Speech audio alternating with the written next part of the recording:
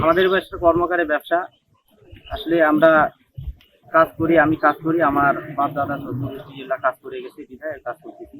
তবে আগের মতো এখন অতটা এই লাভজনক না, কারণ লোহার দাম বেশি, কয়লার দাম বেশি। সেভাবে জীবনযাপন করতেছি, করতে হবে।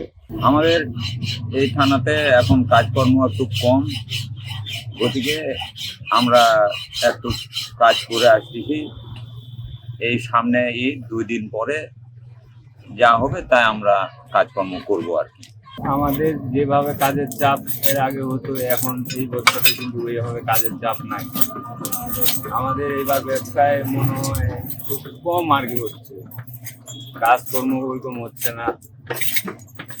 তারপর এই 2 দিন পরে ঈদের যে কাজটা আসার কথা সেই কাজটাও নাই, এবং বর্তমানে আমাদের কাজ খুবই কম।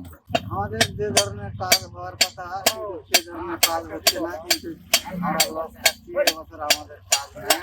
লাউ চাকু এগুলা হাতে হাত দেওয়ার জন্য গরু মাংস কাটার জন্য, কিন্তু মনে করেন সামনে শনিবারে গিয়ে গরু গোস্ত কাটার লাগলে এই জন্য লাউ হাঁসা চাষ